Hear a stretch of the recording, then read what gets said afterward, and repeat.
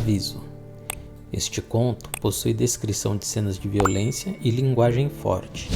Não é recomendado para crianças. O conto de hoje chama Ilha das Serpentes. Ricardo era o comandante do barco de pesca chamado Merlin. Fazia mais de 20 anos. O capitão nasceu e cresceu no litoral paulista, na cidade de São Sebastião. Desde menino, demonstrou paixão pelo mar e pela pesca. Sua mãe trabalhava como caixa em um supermercado local. Viúva de um marido que morreu muito jovem por conta de um ataque cardíaco fulminante. Ela fez de tudo para criar os 5 filhos com honestidade, apesar do salário baixo. Ricardo era o mais velho e decidiu ajudar a mãe trabalhando como pescador. O menino era inteligente e tinha tino para os negócios. Não demorou até que ele se destacasse como ótimo conhecedor do mar, dos peixes e de tudo que envolvia o seu trabalho. Largou a escola assim que concluiu o ensino fundamental, mas não se afastou dos livros. Tornou-se autodidata e acumulou conhecimentos sobre negócios, empreendedorismo e sobre o bioma do litoral norte do estado. Aos 18 anos, já era dono do próprio barco.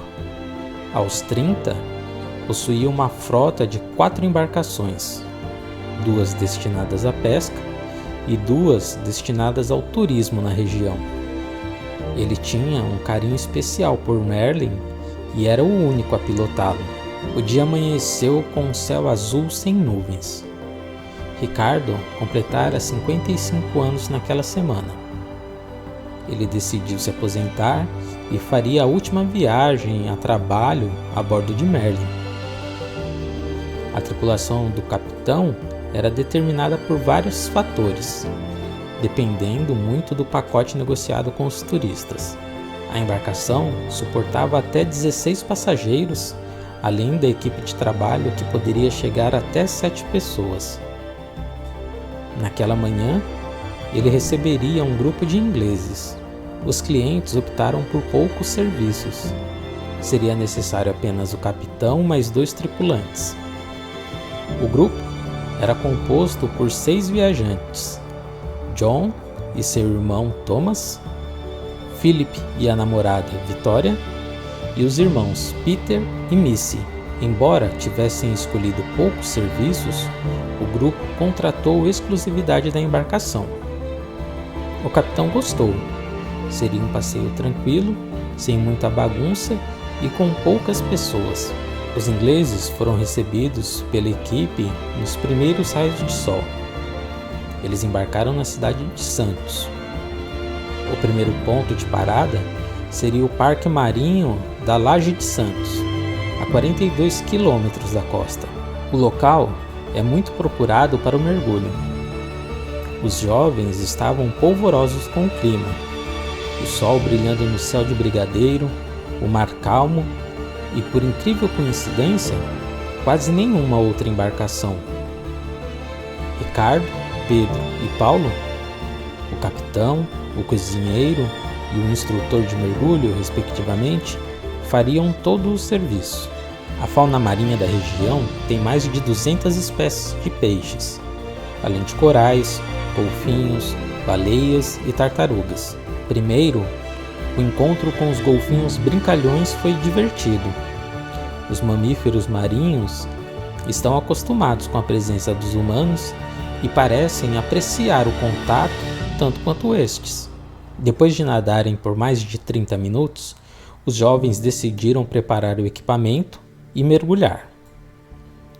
As águas calmas proporcionavam uma visibilidade ótima, de quase 30 metros. Embora o encontro desejado com o visitante ocasional, o tubarão-baleia, não tenha ocorrido, eles ficaram impressionados com a diversidade marinha. O momento alto do passeio foi o encontro com a gigante e dócil raia-manta. O animal pode chegar à incrível marca de 8 metros de envergadura. Entretanto, os 5 metros já assustaram bastante o grupo. O bicho fez jus à fama de um dos mais tranquilos do mar. John e Peter foram os únicos corajosos que arriscaram acompanhar a raia de perto, nadando sob suas longas nadadeiras. A sombra do peixe encobria os dois amigos que a acompanharam por quase 1 minuto. Paulo, o instrutor, fez um sinal com as mãos e indicou que o grupo subisse. Apesar das boas condições para o lazer, eles ainda viajariam um tempo até encontrar o naufragado Tocantins, um cargueiro a vapor brasileiro, construído em 1901 e submergido em agosto de 1933. O grupo já havia se afastado bastante da embarcação, empolgados com os animais. Quase 10 minutos foram necessários de natação para subirem a bordo novamente. Pedro já preparava o almoço do grupo, porém, faltava o ingrediente principal para completar a moqueca. O capitão se afastou vários quilômetros da ilha até que estivesse em área liberada para a pesca e ajudou o cozinheiro a capturar 3 lindas anchovas. O barco permaneceu parado enquanto o grupo de amigos almoçava. Ricardo aproveitava o último dia de trabalho antes da aposentadoria. O grupo de jovens era tranquilo, o dia estava lindo e o mar calmo. Perto da 1h da tarde, eles partiram para o mergulho. Neste momento, as coisas começaram a dar errado. Nuvens pesadas se formaram numa velocidade que o capitão, com décadas de experiência, nunca vira. Ele pediu para o grupo entrar na cabine. Seria perigoso ficar na área externa da embarcação. Enquanto Pedro tranquilizava os turistas, Paulo auxiliava o capitão na sala de comando. Então, o imponderável aconteceu. As correntes de ar se movimentavam a grande velocidade. Instruído pelo capitão, Paulo enviou um pedido de socorro pelo rádio. Um solavanco fez com que ele batesse a cabeça em uma das portas de um armário que abriu. Para sua infelicidade, Ricardo, que sempre levou uma vida comedida, sem beber muito, se alimentando de forma saudável e com exercícios regulares, teve o mesmo fado de seu pai. No momento em que tentava acudir Paulo, que estava desmaiado no chão, seu coração decidiu parar de funcionar.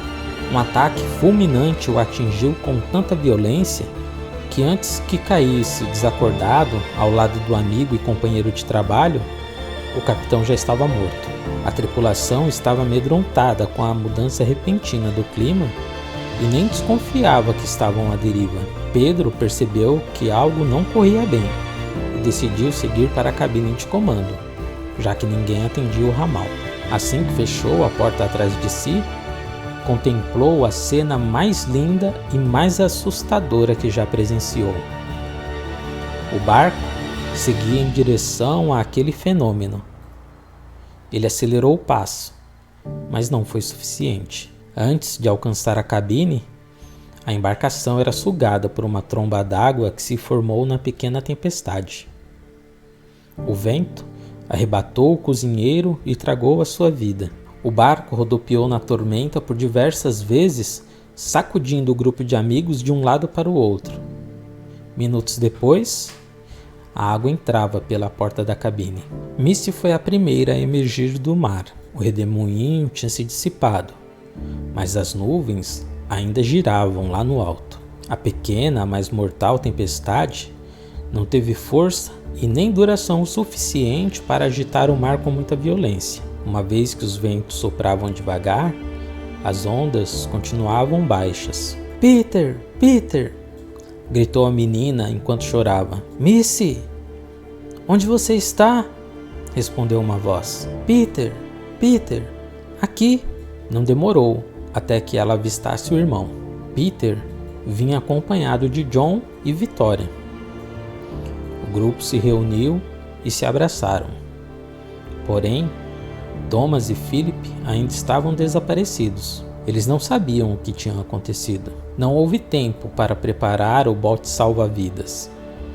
No entanto, eles se lembravam que todos vestiam os seus coletes. John utilizou a bússola de seu relógio para descobrir em qual direção ficava a costa. Ainda preocupado com o paradeiro do irmão, ele convenceu o grupo de que deveriam nadar de volta ao continente o quanto antes. A tempestade tinha se acalmado, mas as nuvens ainda estavam pesadas. Peter liderou o grupo durante algumas horas. John, você tem certeza de que estamos na direção correta? O rapaz olhou o relógio novamente e confirmou. A tarde está caindo. Precisamos apertar o passo. Não sabemos que tipo de animal tem nesta região. Pode ficar muito mais perigoso, completou Vitória. A chuva que se precipitava do alto atingiu em cheio o moral do grupo. Todos estavam cansados e abalados com o acidente, e agora a visibilidade estava comprometida. A tempestade não ganhou força, mas as nuvens nublavam o céu até onde a vista alcançava. A luz da tarde foi engolida com rapidez e um brilho total envolveu o grupo. A velocidade com que nadavam diminuiu e suas forças se esvaíam. De repente, um sinal de esperança animou a todos. Uma luz riscava o horizonte sob as nuvens. Um farol brilhava, sinalizando terra firme. Havia uma chance de todos sobreviverem. Depois de uma hora de nado, eles alcançaram uma ilha rochosa. Exaustos, tiveram forças apenas para se arrastarem até uma pequena gruta que se formava no paredão de rocha.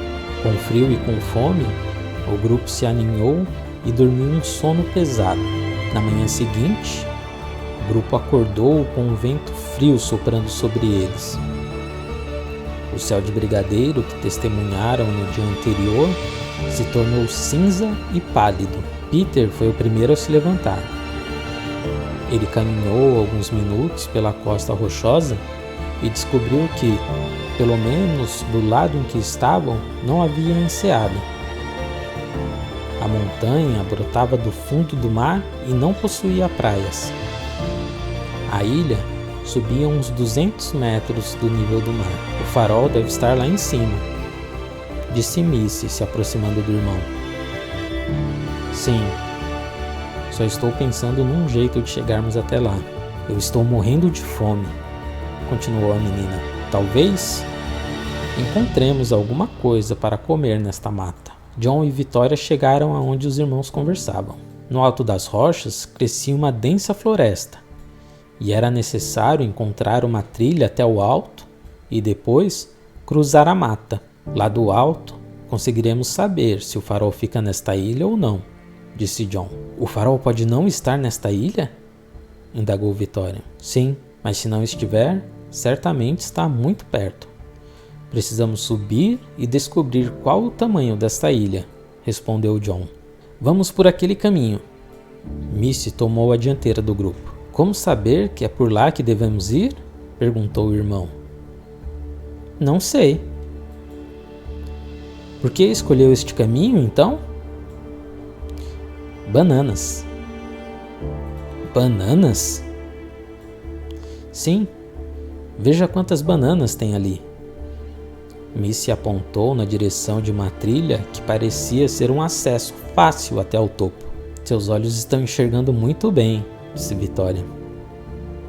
É a fome mesmo, respondeu sorrindo. A expectativa de forrar o estômago com as frutas animou o grupo. Eles subiram a trilha ao longo da rocha e atingiram o limite da floresta. Uma penca de bananas pequenas parecia brilhar como o ouro. Maduras, mas com polpa firme, as frutas eram doce como o mel. O cacho, generoso, foi capaz de alimentar todo o grupo. John olhou para o mar na esperança de avistar o irmão, mas não encontrou nada. As águas estavam escuras sob o céu nublado. Será que tem alguém no farol? Perguntou Missy. É provável que não, respondeu Peter. Por que vamos até lá? Mesmo que não haja ninguém, deve ter algum tipo de rádio ou outro equipamento que podemos usar para pedir ajuda. E se não tiver nada? Perguntou John. Daí, nós quebramos o farol. Quando perceberem que não estiver funcionando, mandarão alguém até aqui para arrumar. Boa, irmão, me ajuda a pegar um desses cachos para levarmos conosco. Isso vai dar um bom almoço. Vitória ficou paralisada. Ela olhava fixamente para Missy. O que foi? Por que me olha assim? Perguntou a menina. Vitória não disse nada.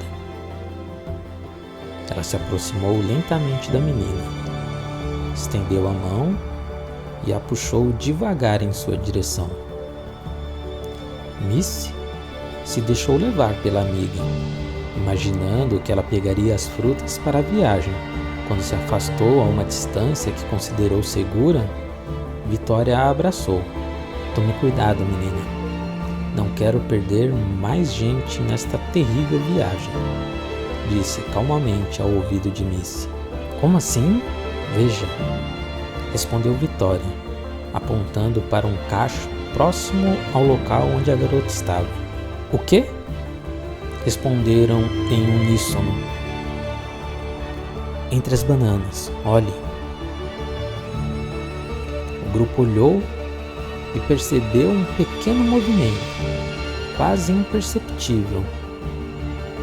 A língua bifurcada captava o cheiro do grupo no ar e deixava a serpente atenta à movimentação. Ela é venenosa? Perguntou John.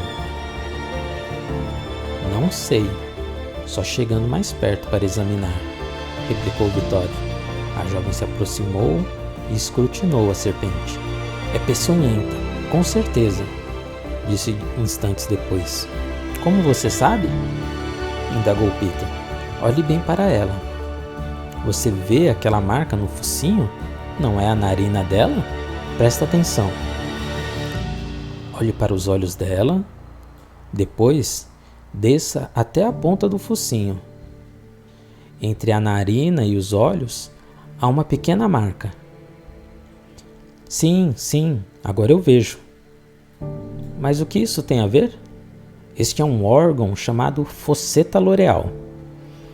Muitas víboras que vivem na América do Sul e Central possuem este órgão. Como é que você sabe disso? Perguntou Missy. Sei lá. Devo ter ouvido em algum programa. Eu gosto daqueles programas sobre a natureza. Ainda bem que você sabe disso. Obrigada. Salvou a minha vida. Não tenho o que agradecer. Foi pura sorte eu ter visto o animal. Mesmo assim, obrigada. E agora? O que faremos?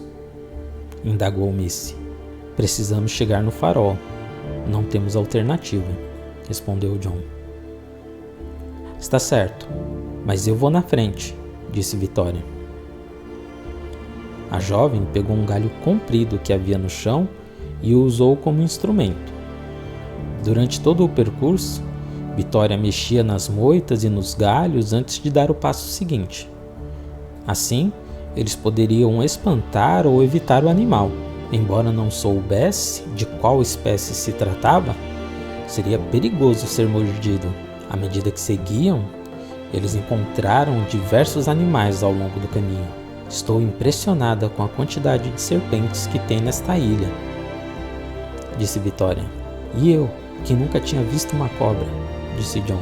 Depois de caminharem por quase 1 hora, o grupo avistou o farol. Vejam, tem alguém lá, disse Peter. Eles correram até o local, pois a trilha estava clara e limpa, e qualquer serpente poderia ser identificada com facilidade. Quando se aproximaram, perceberam que o homem estava imóvel. Sua aparência era terrível. O rosto estava inchado e escuro. Eles chegaram mais perto, notaram o colete salva-vida ao lado. Neste momento, Vitória gritou quando reconheceu que o homem que estava morto era seu namorado, Philip. A peçonha necrosante da víbora desfigurou a sua face. enquanto ainda lamentavam, ouviram alguém se aproximando. Thomas não aguentou ficar ao lado do amigo morto e estava do outro lado do farol. Assim que viu seu irmão, John correu ao seu encontro e o abraçou. Eu tive medo. Achei que tivesse te perdido, disse enquanto enxugava as lágrimas de Thomas. O Philip morreu. O Philip morreu.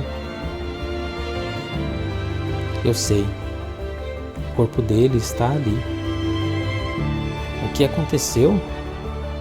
Como vocês chegaram até aqui? Perguntou John. Depois da tempestade, o Philip me encontrou. Nós procuramos por vocês, mas não encontramos.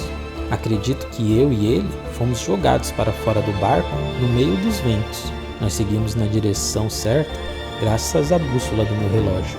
Quando chegaram? Ontem, durante a noite. O Philip achou que era melhor a gente subir e encontrar abrigo no farol. Por onde vocês subiram? Thomas apontou na direção contrária a que eles vieram. Ah, entendi. Vocês chegaram do outro lado da ilha. Nós estávamos aqui também. Passamos a noite em uma gruta daquele lado da ilha. Não tínhamos condições de escalar a trilha durante a noite. John chamou o irmão e apontou para os outros sobreviventes. Vamos até lá. Não quero. Não quero ver Philip daquele jeito de novo. O que aconteceu com ele? Ele foi picado enquanto a gente subia. A primeira mordida foi logo que entramos na mata. Depois, outra, quando estávamos no limite da floresta. Ele foi mordido 2 vezes. Que terrível! Nós tivemos sorte, porque a Vitória viu uma cobra enquanto estávamos comendo umas bananas que encontramos. Não entendi como, mas ela soube identificar que a cobra era venenosa. Então, caminhamos com muito cuidado até chegar aqui. Não fosse por isso, provavelmente mais alguém teria sido picado. Vimos muitas cobras durante todo o percurso até aqui. Ele morreu pouco tempo depois que chegamos aqui em cima. Não aguentei ficar ao lado dele. Fui para o outro lado do farol. Passei a noite em claro, mas acabei apagando de cansaço.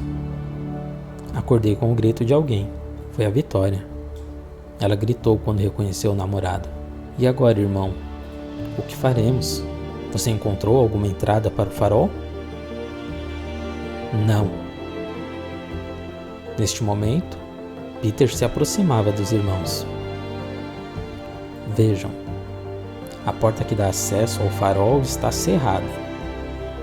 Não acho que conseguiremos forçar a entrada. Porém, acho que sei uma forma de conseguirmos ser notados. Como? Responderam os irmãos. Eu encontrei a fonte de energia do equipamento.